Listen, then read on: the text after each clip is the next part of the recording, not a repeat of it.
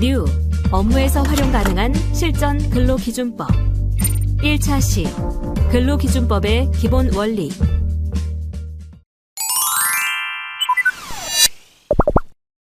오늘 학습과 관련한 사연이 도착했습니다. 저는 A기업에서 계약직 연구원으로 근무하던 유능해입니다. 정말 열심히 일했어요.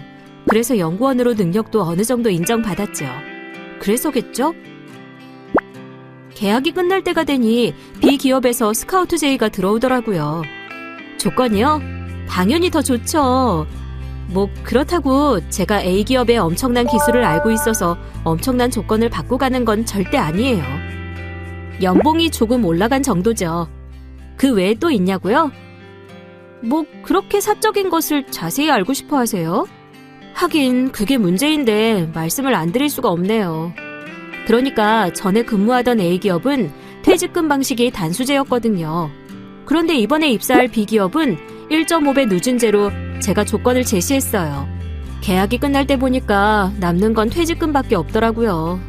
그런데 아무튼 처음에는 잘 되는 듯 했는데 말이에요.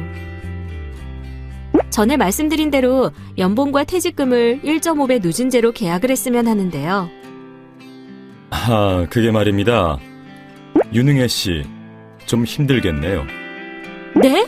전에 그렇게 해주신다고 해서 제가 이쪽으로 이직을 준비한 거잖아요.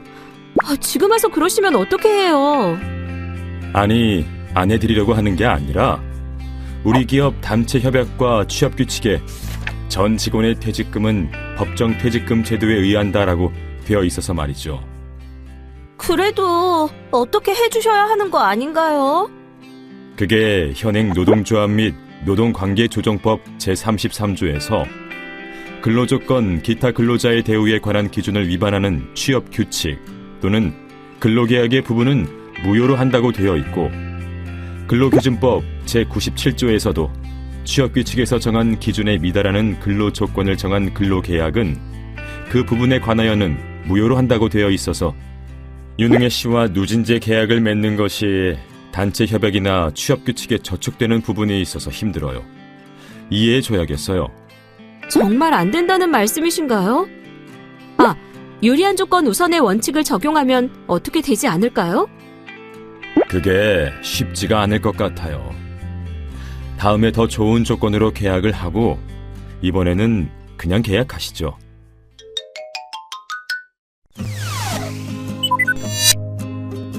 오늘은 근로기준법의 기본 원리에 대해 살펴볼 것입니다.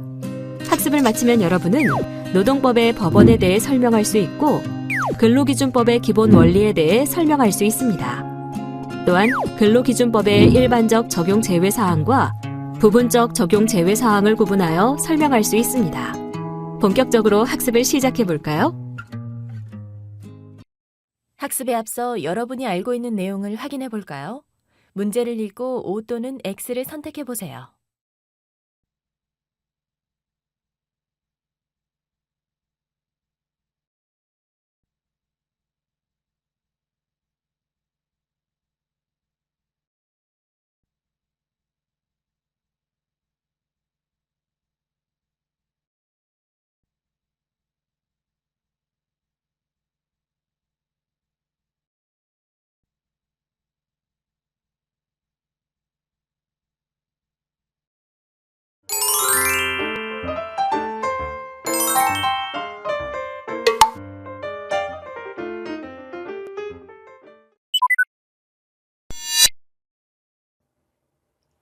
제1차 시의 주요 내용은 노동법의 법원과 근로기준법의 기본 원리에 관한 것입니다.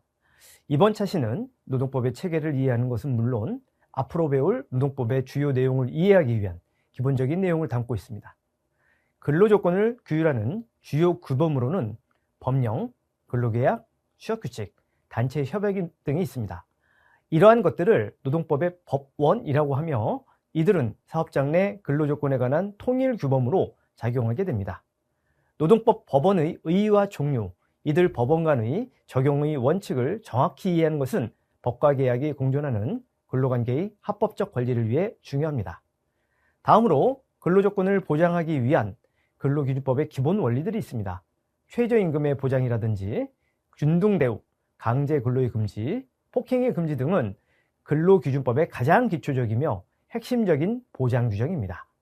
근로기준법은 상시 근로자 5인 이상의 사업장에서 전면적으로 적용되고 상시 4인 이하의 사업장에서는 부분적으로 적용됩니다. 따라서 상시 근로자 수를 산정하는 방법이 실무적으로 중요합니다. 이번 차시를 통해 이러한 내용들을 함께 정리하시죠.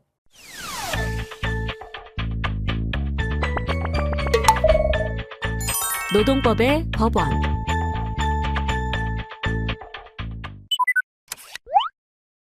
근로조건을 규율하는 주요 규범으로는 법령, 근로계약, 취업규칙, 단체협약 등이 있습니다.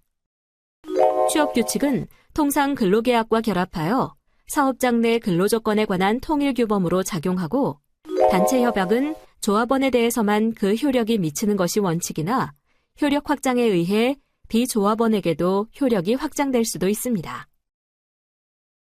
근로조건의 결정 기준과 효력은 다음의 표와 같이 정리할 수 있습니다.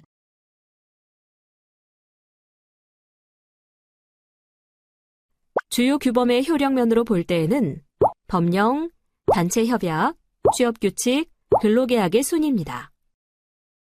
그러나 하위 규범이 상위 규범보다 근로자에게 더 유리한 근로조건을 규정하고 있는 경우에 하위 규범이 우선적으로 적용될 수 있는가에 대해 견해의 대립이 있습니다. 이를 유리조건 우선의 원칙이라고 하는데, 이는 상위법 우선의 원칙의 예외가 되는 것이죠. 통상적으로 실정법과 자치규범, 자치규범과 근로계약 간에는 유리한 조건 우선의 원칙이 인정된다는 견해가 일반적입니다. 다만 단체협약과 취업규칙 간 경합에는 유리조건 우선의 원칙이 적용될 것인가에 대한 논란이 있습니다. 이와 관련하여 종래 대법원은 단체협약의 개정 경위와 그 취지에 비추어 볼 때 단체협약의 개정에도 불구하고 종전의 단체협약과 동일한 내용의 취업규칙이 그대로 적용된다면 단체협약의 개정은 그 목적을 달성할 수 없으므로 개정된 단체협약에는 당연히 취업규칙상의 유리한 조건의 적용을 배제하고 개정된 단체협약이 우선적으로 적용된다는 내용의 합의가 포함된 것이라고 봄이 당사자의 의사에 합치한다고 할 것이고, 따라서 개정된 후의 단체협약에 의하여 취업규칙상의 면직 기준에 관한 규정의 적용은 배제된다고 보아야 할 것이다라고 하여 유리한 조건 우선의 원칙이 적용되지 않는다고 판시한 바 있습니다. 참고로 근로기준법 제97조에서는 취업규칙에서 정한 기준에 미달하는 근로조건을 정한 근로계약은 그 부분에 관하여는 무효로 하며 무효로 된 부분은 취업규칙에 정한 기준에 따른다고 정하고 있습니다. 이 규정은 근로계약에서 정한 근로조건이 취업규칙에서 정한 기준에 미달하는 경우 취업규칙의 최저 기준으로서의 강행적 보충적 효력을 부여하여 근로계약 중 취업규칙에 미달하는 부분을 무효로 하고 이 부분을 취업규칙에서 정한 기준에 따르게 함으로써 개별적 노사 간의 합의라는 형식을 빌려 근로자로 하여금 취업규칙이 정한 기준에 미달하는 근로조건을 감수하도록 하는 것을 막아 종속적 지위에 있는 근로자를 보호하기 위한 규정입니다. 이러한 규정 내용과 입법 취지를 고려하여 근로기준법 제97조를 반대 해석하면 취업규칙에서 정한 기준보다 유리한 근로조건을 정한 개별 근로계약 부분은 유효하고 취업규칙에서 정한 기준에 우선하여 적용됩니다. 따라서 근로자에게 불리한 내용으로 변경된 취업규칙은 집단적 동의를 받았다고 하더라도 그보다 유리한 근로조건을 정한 기존의 개별 근로계약 부분에 우선하는 효력을 갖는다고 할 수 없습니다. 이 경우에도 근로계약의 내용은 유효하게 존속하고 변경된 취업규칙의 기준에 의하여 유리한 근로계약의 내용을 변경할 수 없으며 근로자의 개별적 동의가 없는 한 취업규칙보다 유리한 근로계약의 내용이 우선하여 적용됩니다. 그리고 법원 적용의 일반 원칙에 따라 상위법 우선의 원칙을 따라야 하고 동위의 법이라도 신법 우선의 원칙과 특별법 우선의 원칙을 따라야 합니다. 자세한 내용을 살펴보세요.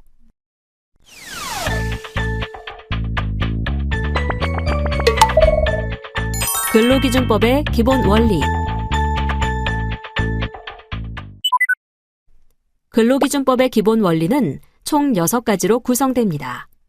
최저 근로조건의 보장, 균등처우, 강제근로의 금지, 폭행의 금지, 중간 착취의 배제, 공민권 행사의 보장이 그것입니다. 먼저 최저 근로조건의 보장입니다. 근로기준법에서 정하는 근로조건은 최저 기준이므로 근로관계 당사자는 이 기준을 이유로 근로조건을 저하시킬 수 없다는 것입니다. 가령 민사상 근로기준법에 미달되는 근로계약은 그 미달되는 부분에 한하여 무효로 하고 무효로 된 부분은 동법에 정한 기준에 따르게 됩니다. 이는 강행적, 보충적 효력이라고도 합니다. 균등처우란 사용자가 근로자에 대하여 남녀의 성을 이유로 차별적 대우를 하지 못하며 국적, 신앙 또는 사회적 신분을 이유로 근로조건에 대한 차별적 처우를 하지 못한다는 것입니다. 이 원리에는 강행적 효력 규정이 적용되어 이 조항을 위반한 행위는 무효가 됩니다. 그런데 이 조항의 위반 문제는 근로자가 채용된 후에 비로소 발생할 수 있는 것이라고 해석되므로 채용 전 또는 채용 시는 이 조항의 적용에서 제외됩니다. 채용 시 남녀 차별에 관한 문제는 남녀 고용 평등과 일 가정 양립 지원에 관한 법률에서도 별도로 정하고 있습니다. 한편 직종이나 업무의 성질에 따라 근로조건을 달리하는 것은 이 규정에 어긋나지 않습니다. 참고로 신앙은 종교적 신념과 정치적 신조까지도 포함하는 광의설을 따르며 사회적 신분은 생례적, 선천적 신분을 말하는 것으로 이를 다수가 채택하지만 후천적 신분 포함설도 있습니다. 그리고 판결에 따라 고용 형태도 사회적 신분에 포함합니다. 강제근로의 금지는 사용자가 폭행, 협박, 감금, 그 밖의 정신상 또는 신차상의 자유를 부당하게 구속하는 수단으로서 근로자의 자유의사에 어긋나는 근로를 강요하지 못한다는 것입니다. 근로기준법 제7조에서 정한 이러한 강제근로가 성립함에 있어서 근로가 실제로 행하여져야 할 필요가 있다는 견해가 있습니다. 하지만 강요를 한 이상 근로의 실행 여부와는 관계없이 본조 위반이 된다고 봅니다. 그렇다면 기타 정신상 또는 신체상의 자유를 부당하게 구속하는 수단으로는 무엇이 있을까요? 바로 근로계약 불이행에 대한 위약 예정, 전차금 상계, 강제저축 등이 있습니다. 사용자는 근로계약 불이행에 대한 위약금 또는 손해배상액을 예정하는 계약을 체결하지 못하며 전차금이나 그 밖에 근로할 것을 조건으로 하는 전대채권과 임금을 상계하지 못합니다. 또한 근로계약에 덧붙여 강제저축 또는 저축금의 관리를 규정하는 계약을 체결하지 못합니다. 이러한 경우 근로기준법은 별도의 제한 규정을 두고 있습니다. 그렇다면 다음 질문에 대해 생각해 보세요. 사용자가 근로자에게 연수비를 지급하는 조건으로 후일 일정한 기간 근무할 것을 약정하는 경우는 강제근로라고 할 수 있을까요? 셋을 셀 동안 생각해 보세요. 하나, 둘, 셋. 두 판례에 따라 각각 다르게 볼 수 있습니다. 근로자가 연수를 종료한 후 의무 복무 기간을 근무하지 아니할 경우 연수 기간 중에 지급받았던 급여 및 상여금을 회사 측에 반환하여야 한다는 규정은 근로기준법 제20조에서 금지된 위약금 또는 손해배상 예정의 약정으로서 무효이기에 강제근로에 해당합니다. 그러나 피용자가 귀국 후에 약정기간을 근무하지 아니하고 퇴직하는 경우 해외 연수 비용을 사용자에게 반환하되 약정기간 동안 근무하는 경우에는 이를 면제한다는 약정은 근로기준법 제20조에서 금지된 위약금 또는 손해배상 예정의 약정이 아니기에 강제근로에 해당하지 않습니다. 그렇다면 강제근로에 관한 별도의 제한 규정 3가지를 살펴보겠습니다. 첫째, 위약예정의 금지입니다. 사용자는 근로자와 근로계약의 불이행에 대한 위약금 또는 손해배상액을 예정하는 계약을 체결하지 못한다는 것입니다. 근로자와 사용자 사이에 위약 예정을 인정하게 되면 근로자가 직장을 얻기 위하여 어쩔 수 없이 불리한 근로계약을 체결하고서도 위약금 또는 손해배상 등의 부담 때문에 근로자가 계약을 해지할 수 없는 사태를 발생시킬 우려가 있습니다. 그러므로 근로기준법은 계약 체결에 있어서 근로자의 자유로운 직장 선택을 보호하기 위하여 이 규정을 두고 있습니다. 그러나 근로기준법 제20조는 사용자에 대해서까지 위약금 예정을 금지하는 것은 아니므로 사용자가 위약한 때에는 위약금을 지급해야 합니다. 이를 편면적 강행 규정이라 합니다. 예를 들어 근로자가 기간의 정함이 있는 근로계약을 체결한 후 그 기간 만료 전에 퇴직하면 일정한 금액을 지급하도록 합니다. 위약 예정에 대한 판례의 태도입니다. 근로자가 일정 기간 동안 근무하기로 하되 이를 위반할 경우 일정 금원을 사용자에게 지급하기로 한 약정의 효력에 대한 내용입니다. 근로자가 일정 기간 동안 근무하기로 하면서 이를 위반할 경우 소정 금원을 사용자에게 지급하기로 약정하는 경우 그 약정의 취지가 약정한 근무기간 이전에 퇴직하면 그로 인하여 사용자에게 어떤 손해가 어느 정도 발생하였는지 묻지 않고 바로 소정 금액을 사용자에게 지급하기로 하는 것이라면 이는 명백히 근로기준법 제27조에 반하는 것이어서 효력을 인정할 수 없습니다.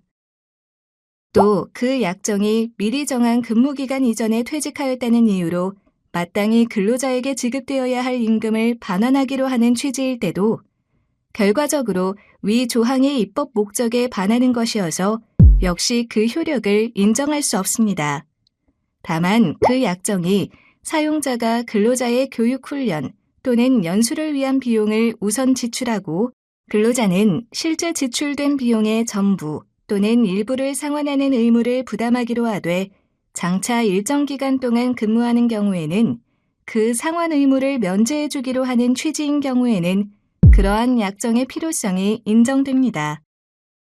이때 주로 사용자의 업무상 필요와 이익을 위하여 원래 사용자가 부담하여야 할 성질의 비용을 지출한 것에 불과한 정도가 아니라 근로자의 자발적 희망과 이익까지 고려하여 근로자가 전적으로 또는 공동으로 부담하여야 할 비용을 사용자가 대신 지출한 것으로 평가되며 약정 근무 기간 및 상환해야 할 비용이 합리적이고 타당한 범위 내에서 정해져 있는 등 위와 같은 약정으로 인하여 근로자의 의사에 반하는 계속 근로를 부당하게 강제하는 것으로 평가되지 않는다면 그러한 약정까지 근로기준법 제27조에 반하는 것은 아닙니다. 한편 사용자가 위약금 예정을 할 수 없는 상대방의 범위는 친권자, 신원보증인, 보증인, 연대보증인 또는 제3자 등입니다. 이들과 위약금 예정 계약을 하는 것은 근로기준법 제20조 위반입니다. 근로기준법 제20조가 금지하는 위약금 예정이 아닌 사항으로는 신원보증계약과 통상의 손해배상 책임 두 가지가 있습니다. 먼저 신원보증계약은 근로자가 근로 중에 채무 불이행 또는 불법행위로 인하여 사용자에게 손해를 발생케 할 경우에 대비하여 사용자가 신원보증인과 신원보증계약을 체결하거나 또는 신원보증인과 근로자를 연대채무자로 하여 신원보증계약을 체결하는 것으로 이는 근로기준법 제20조에 위배되지 않습니다. 다음으로 통상의 손해배상 책임입니다. 근로기준법 제20조는 손해배상의 금액을 예정하지 않고 근로 중에 근로자의 과실로 인하여 현실적으로 발생한 손해에 대하여 사용자가 그 배상액을 청구하는 것을 금지하는 것은 아닙니다. 강제근로에 관한 별도의 제한 규정 두 번째는 전차금 상계의 금지입니다. 근로기준법 제21조는 사용자는 전차금이나 그 밖에 근로할 것을 조건으로 하는 전대채권과 임금을 상계하지 못한다고 규정하고 있습니다.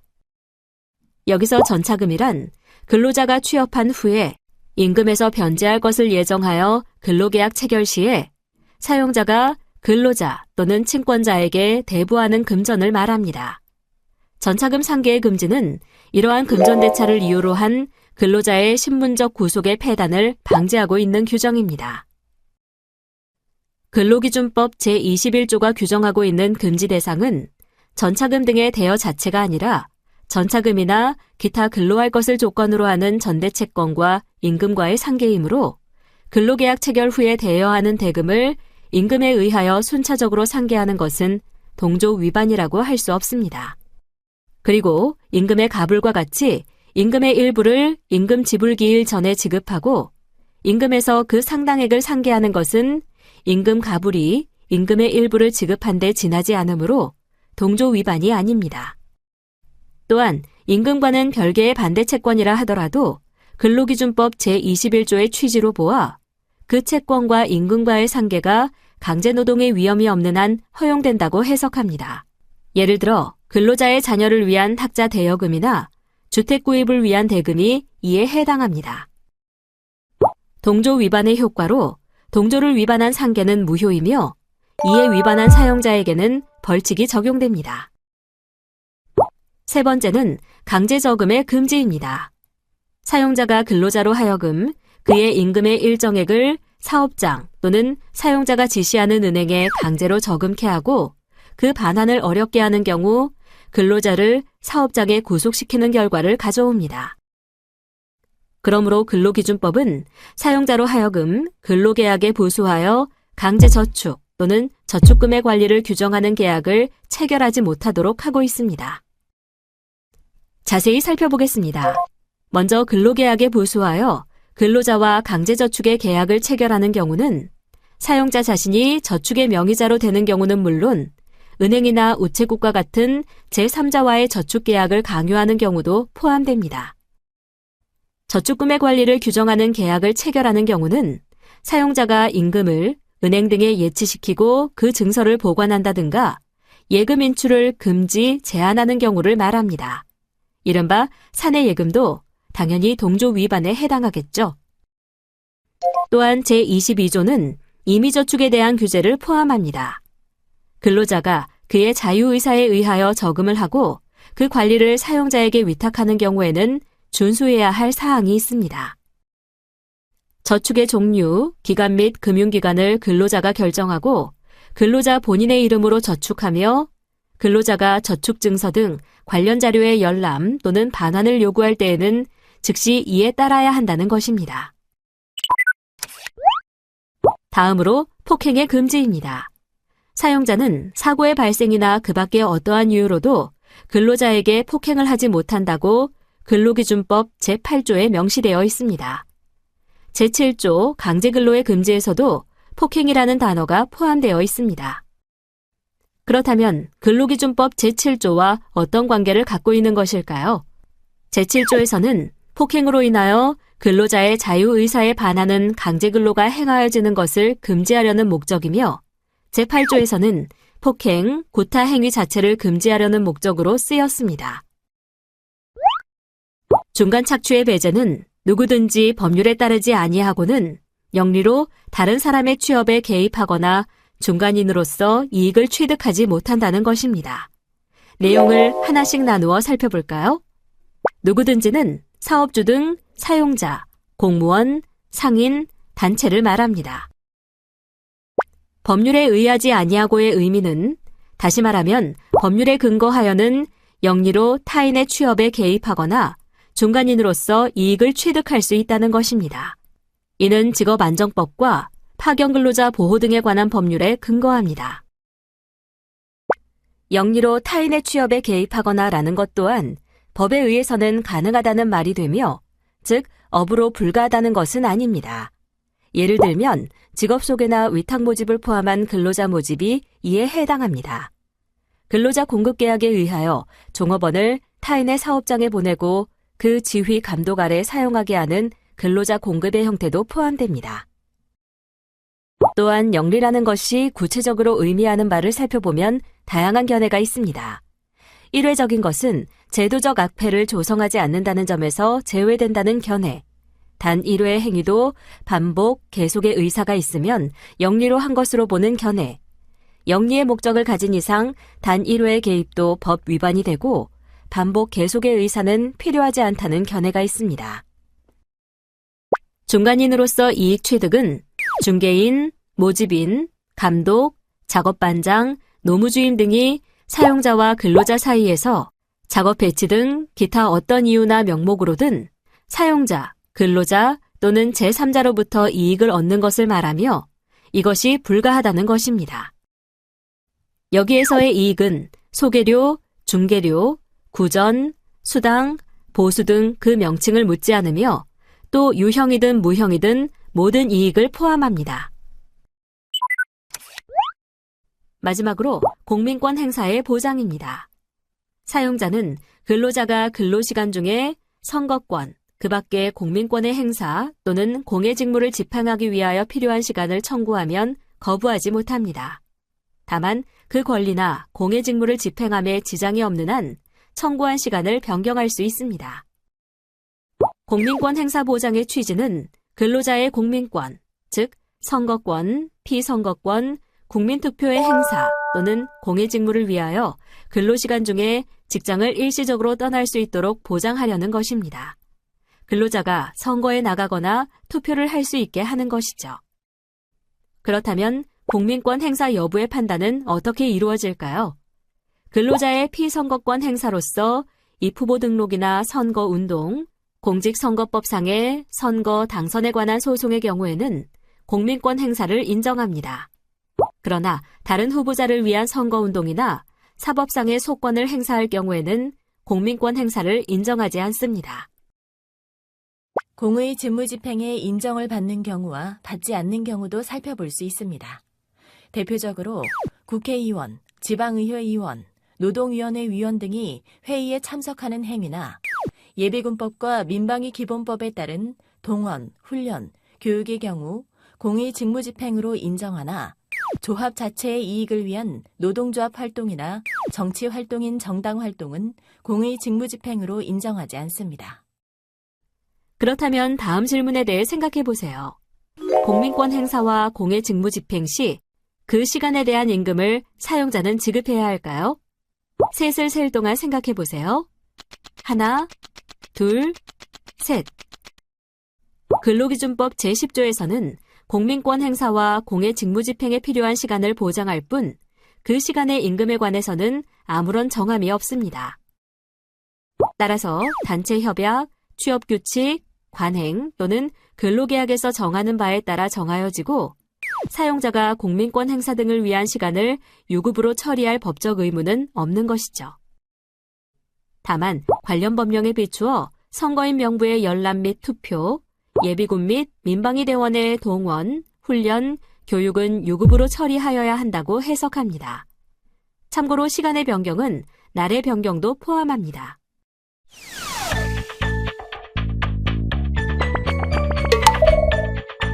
근로기준법의 적용 범위. 근로기준법은 상시 5명 이상의 근로자를 사용하는 사업 또는 사업장에 전면 적용됩니다. 근로기준법의 적용 단위가 되는 같은 법 제11조 제1항에 사업 또는 사업장이라 함은 경영상의 일체를 이루면서 유기적으로 운영되는 경제적, 사회적 활동 단위를 의미합니다. 따라서 별개의 법인격을 가진 여러 개의 기업 조직 사이에 단순한 기업 간 협력 관계나 계열회사, 모자회사 사이의 일반적인 지배종속 관계를 넘어 실질적으로 동일한 경제적, 사회적 활동 단위로 볼 수 있을 정도의 경영상의 일체성과 유기적 관련성이 인정되는 특별한 사정이 있는 경우에는 이들을 하나의 사업 또는 사업장이라고 볼 수 있습니다. 예를 들어 동일한 외국 기업을 지배 기업으로 하는 한국 법인과 외국 법인의 한국 영업소는 하나의 사업 또는 사업장